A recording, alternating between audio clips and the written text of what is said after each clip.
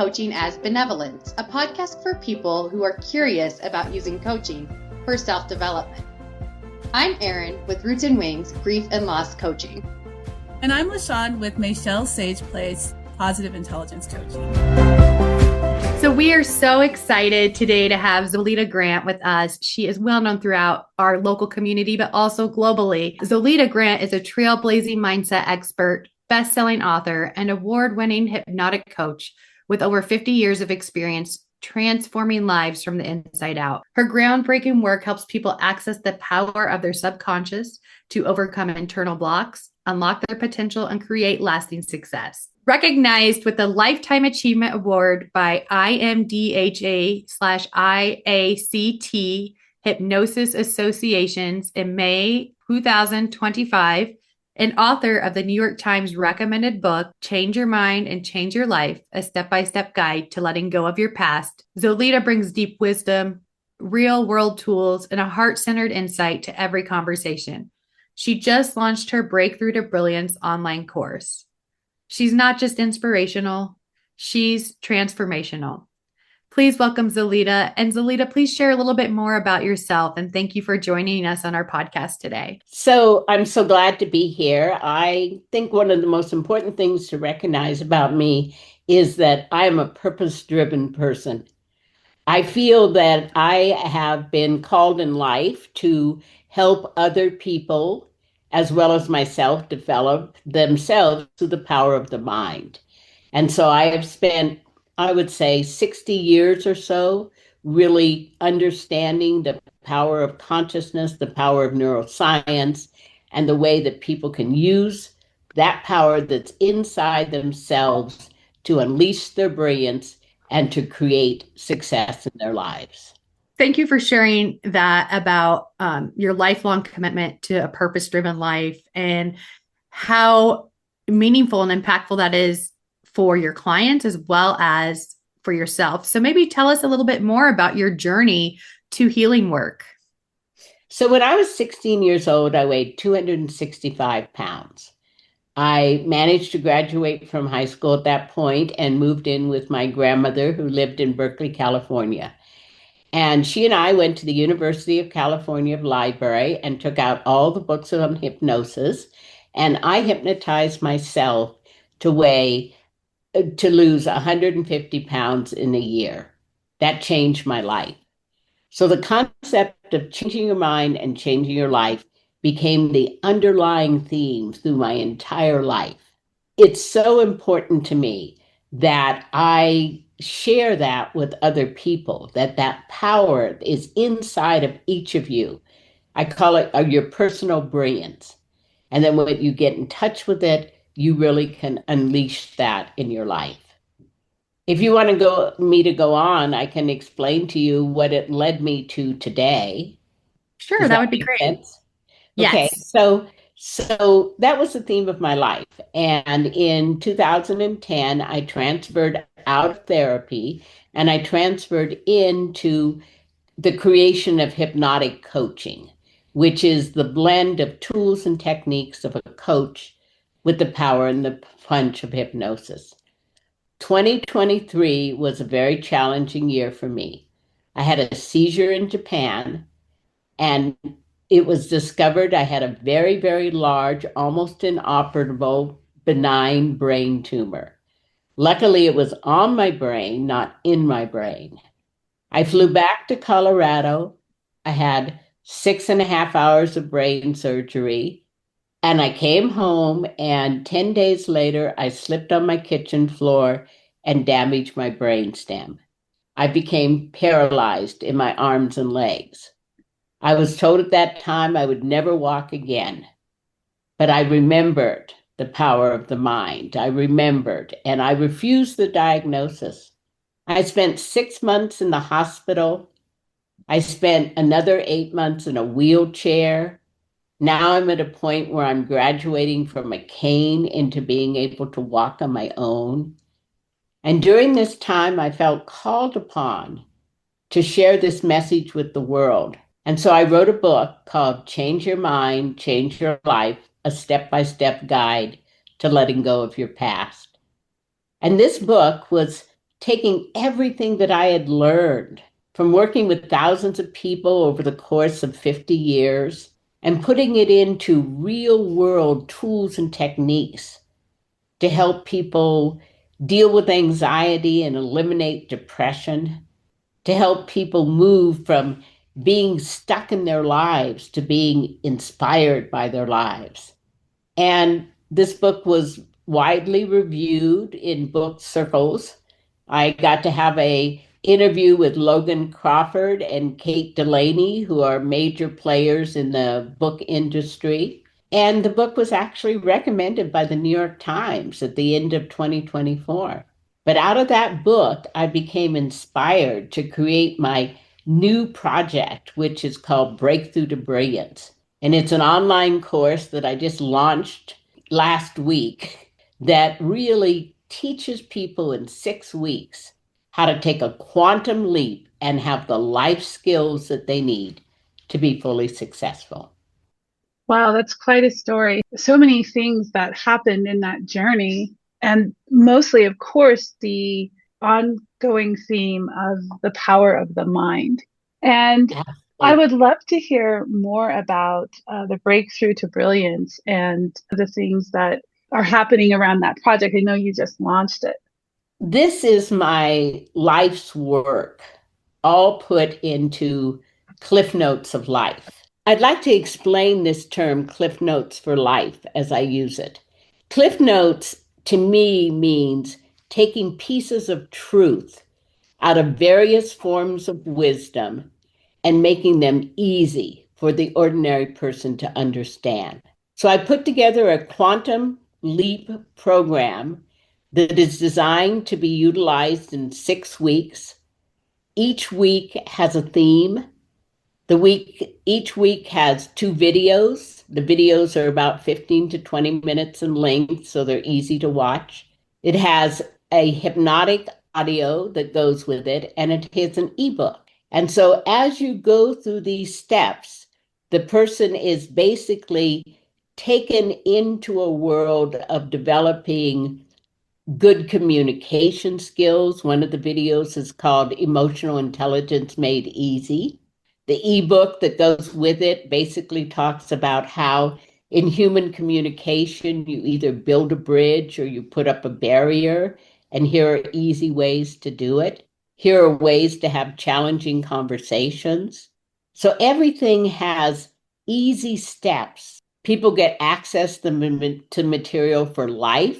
And it also includes an online community, which I'll be doing monthly lives, questions and answers, or trainings, and a Facebook group.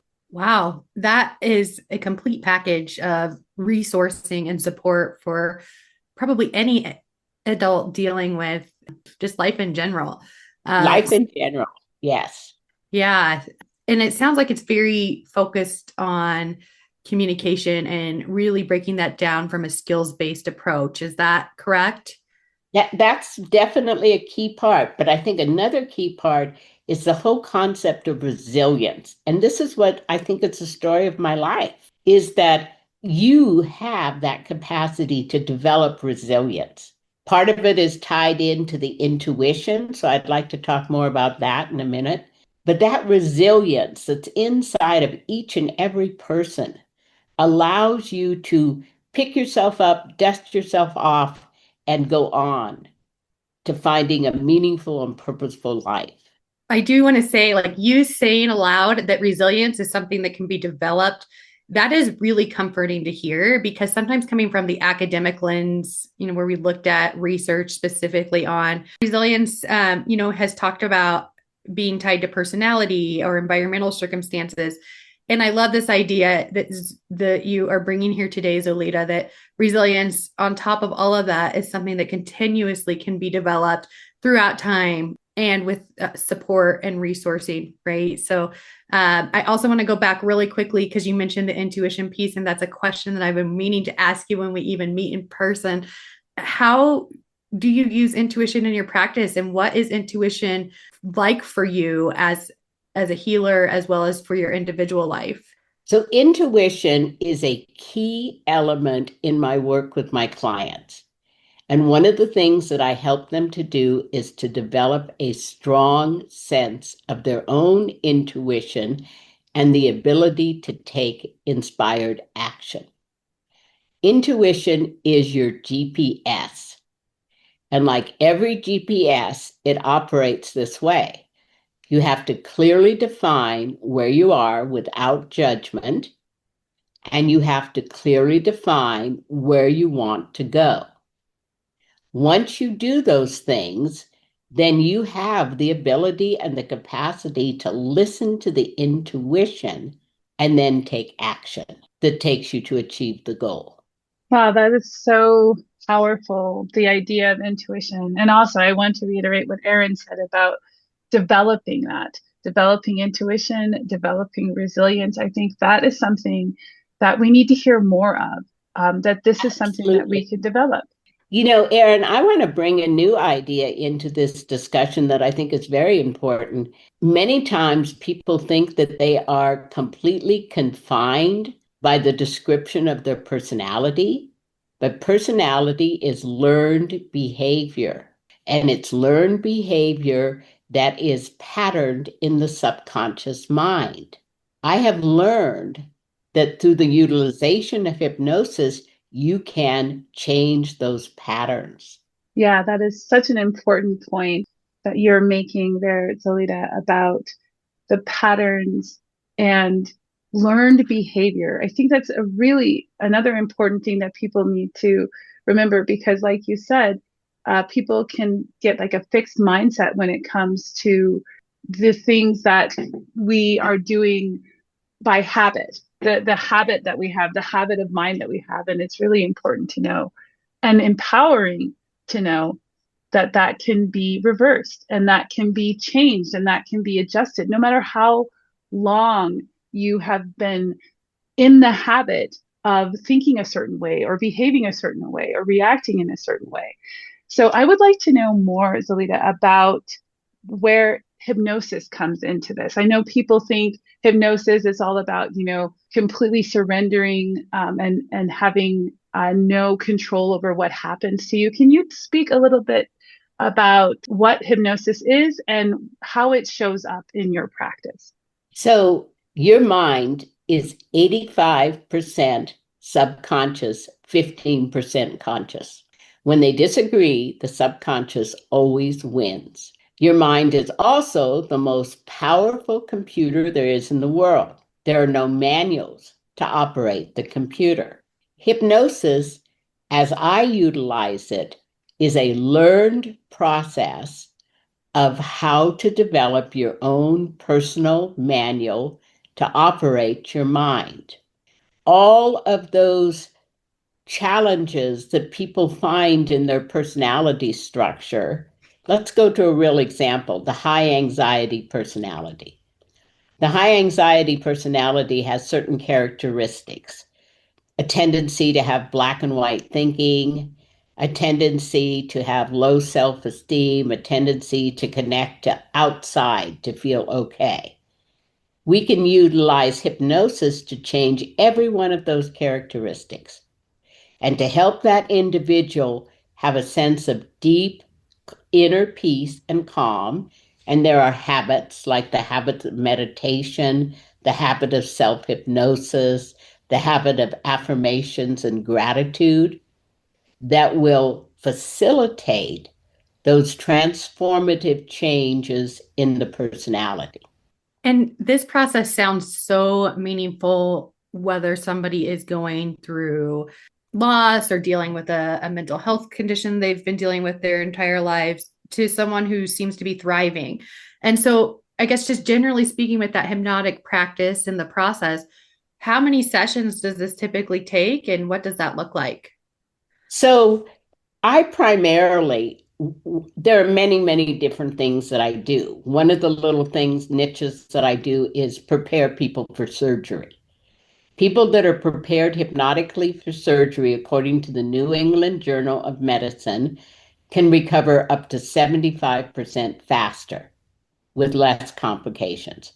So I offer a 2 session package, a package before the surgery, a session after the surgery, and I make a customized hypnotic MP3 to go with each of those sessions. For my business coaching clients, I do a 6-month long program. And this 6 month is designed around 20 sessions. Each of those sessions has coaching and has a hypnosis process that goes along with it. And I record each of those as well as doing the AI companion for the client in that process. It's interesting that you should bring up preparing for surgery. I think that that's so important. I think it's a very traumatic thing. That's kind of like a narrative, though, isn't it? I know that might have something to do with how you prepare them for surgery. Can you Absolutely. speak a little bit about how the pre, like, what are some of the things that you touch on? I mean, the fact that I So said it's traumatic.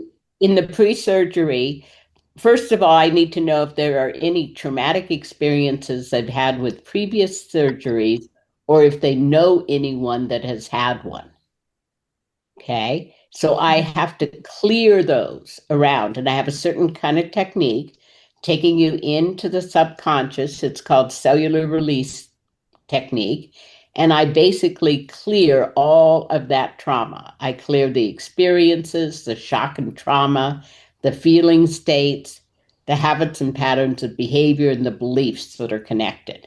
And then I, bring in clearing energy to remove that. And then we do a mental rehearsal of the night before the surgery, getting really good, relaxing sleep, of their journey to the surgical procedure, feeling, depending on the belief system of the client, feeling that the doctors and the nurses and practitioners, all higher selves and spirit guides, are present in the operating room, that the surgery is fast and effective and efficient. We go into the recovery room. Recovery is minimal bleeding, minimal discomfort, healthy recovery in every way. And I use a lot of enhancing language and imagery to make that happen. Sounds powerful. It is. The mind is so powerful. Number one message that I want the audience to know is you have so much power in your mind. And the power in your mind can really affect your life. So, for people who are new to this idea of how they can maybe make shifts in their subconscious to impact their mind to then have greater outcomes for themselves, can you explain a little bit more about maybe some tools or ideas that you use when helping people unlock that subconscious piece? So, one of the very first things that I teach people is how to effectively use their breath to reduce the reactions of stress and to keep themselves regulated. Your nervous system becomes supercharged by the experiences of life. We have media that focuses on catastrophizing. We have serious economic and political conditions all around us. And so people are agitated and stressed. Everything becomes worse with stress. So I've developed a technique called the crescent breath. And this technique, when you do it 1 minute every hour, keeps you de-stressed. You inhale through the nose, you exhale through the mouth. You inhale through the mouth, you exhale through the nose. You inhale for the nose, you exhale through the mouth. You keep that crescent breath shape. You time it for a minute, and it de-stresses the nervous system. It's kind of like you reboot the biocomputer. Oh, I really appreciate that tool that you shared with us, that technique. I was doing it as you were talking because full transparency, I have a heightened sense of stress. It's Monday, so much going on. And I was doing that technique as you were explaining it, and I felt myself calming down. Yes, so preventive health, 1 minute every hour of the day. will allow the nervous system to stay regulated and will take that stress wheel and turn it way down. Yeah. So important. The importance of the breath. That's something that's come up in my practice as a positive intelligence coach. We use breath a lot, using breath as anchor. I know that other meditation techniques use breath. Can you say a little bit more about how breath helps us self-regulate? Well, one of the things that it does is it deconnects the reaction of the reticular activating system, the RAS. This is located right at the base of the brain. When you experience something that feels stressful, the natural normal tendency is to begin to restrict your breath. As soon as you begin to shallow breathe or even not breathe for periods of time, it sets off an alarm system right at the base of the brain that floods the lower part of the brain, the limbic brain, with chemicals that raise your anxiety level. This is a lot of what creates headaches and gastrointestinal problems. That is a Yeah, really good point. Go ahead, Erin. it made me consider too, just, as I'm now approaching middle age, turning 40 in a couple months, how to kind of enhance my brain health looking to the next few decades. What would you suggest there? I think a good technique is to scrub your brain in light every morning. I have a couple of clients that have had symptoms of dementia or Alzheimer's. And so we started doing the visualization of cleaning the plaque out of their brains. And they have noticed tremendous improved functioning. So I started doing it too. I just added it into my meditation, and I do notice that my focus has improved. That is so cool. Something that is, easily something I can do, but sounds like quite effective too. Quite effective. Yeah, that's what I'm all about is how can we make it simple and easy to improve the quality of your life? And, I totally and completely honor and respect the world of psychotherapy. But for me, I outgrew that model of working with people because there's the perception that something is wrong. And one of the things that I believe is that many things that are identified as being mental health issues are actually lacking skills. And when you start teaching people those skills, then they can really do better in life. And I think steering away from pathologizing the things that we do and pivoting to this is a lack of skills rather than this is this, that fixed mindset of this is just who you are, or this is your personality, or this is your illness. I think those Right. are very heavy, sticky terms. Mm-hmm. I totally agree. So when someone comes to you and let's say they have anxiety or they have stomach issues or something they want to work on, can you talk us through the journey that your client goes through? So the first thing I'm going to do is I'm going to reframe them from the problem into the solution. Because once you focus on the solution, then the subconscious mind begins to come up with ways to create the solution.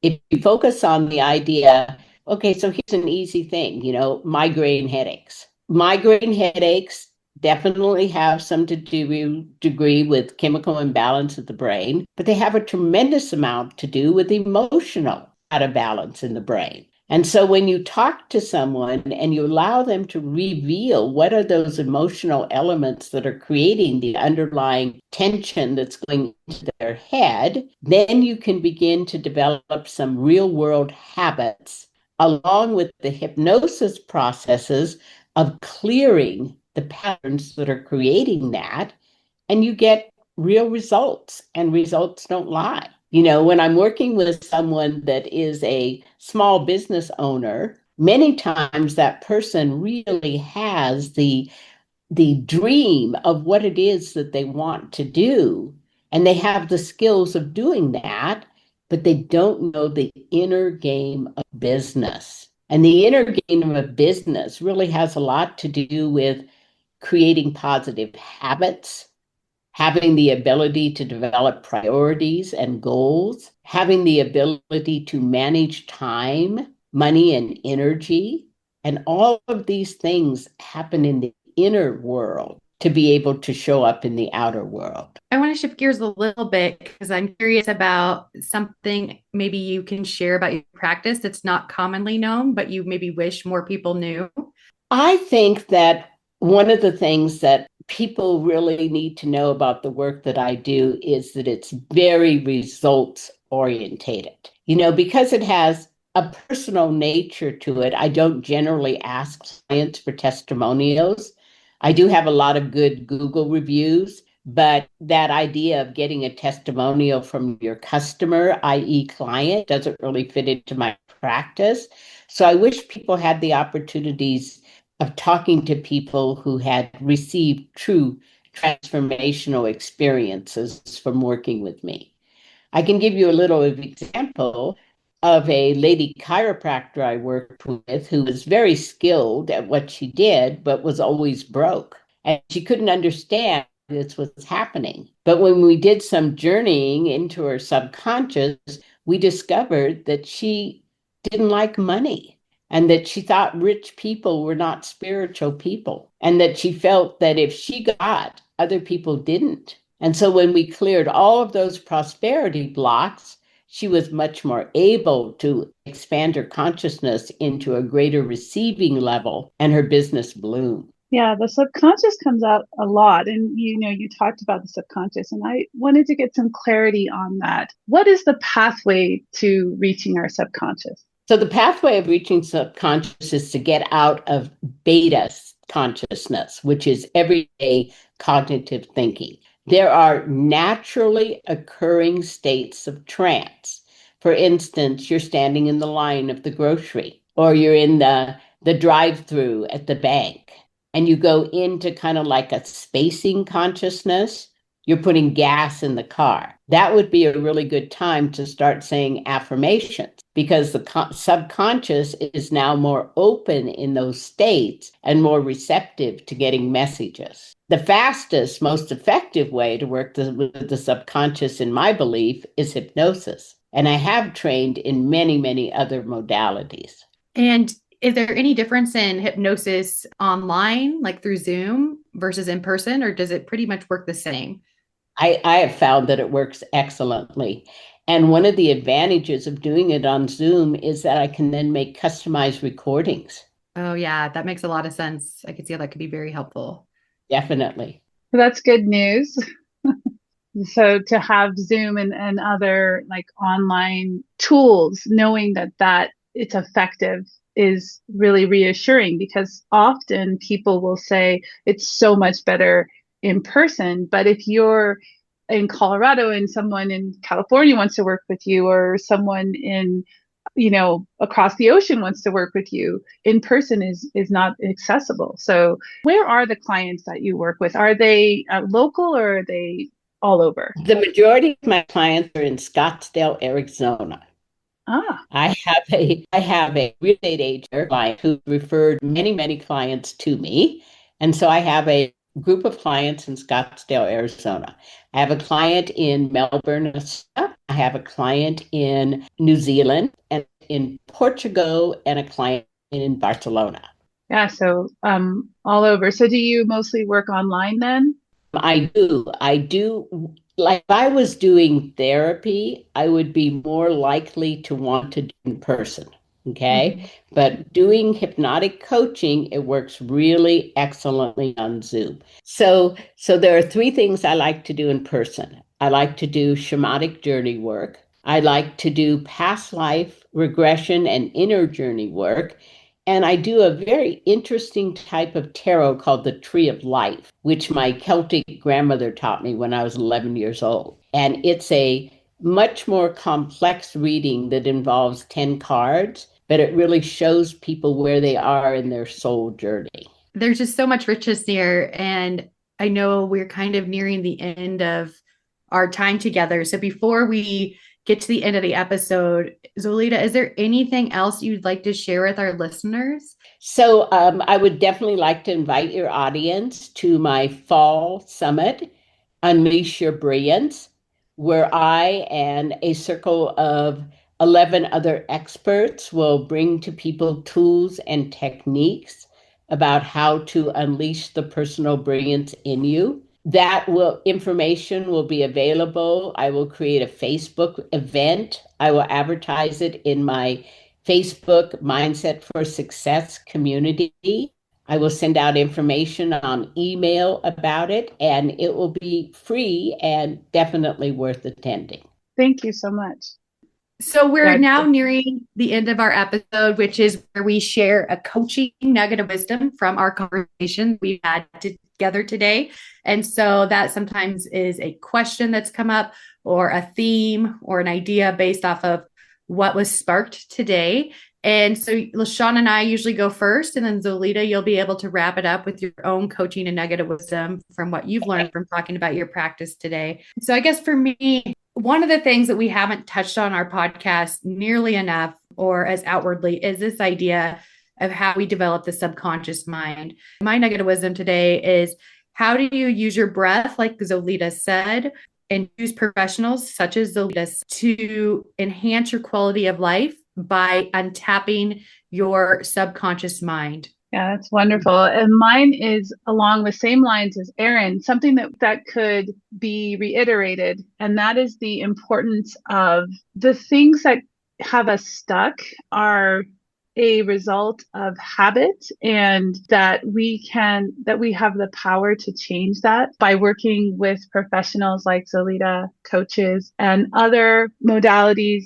We can use skills to acquire the behaviors or the thought patterns that we need that are going to help us live our best life. Definitely. I think nugget that I reminded of as we did this interview was the of resilience and the importance of people really knowing that resilience is something that you can develop over the course of your life. And if you haven't had resilience in the past, don't worry. There are tools and techniques that you can have that help you develop the resilience. So I want to offer a gift to all of your people that are listening to this, that there are lots and lots of tools for growth and development that are on my website, zoilitagrant.com, the store. And if you use the code ZOILITA in small letters, you can get 50% off of all of those products. Because remember, always change your mind and you change your life. Oh, thank you so much, Zoilita Grant. What a powerful conversation we've had with you today. And I'm so grateful for your presence and time. Just as a reminder, Zoilita Grant is a trailblazing mindset expert, best-selling author,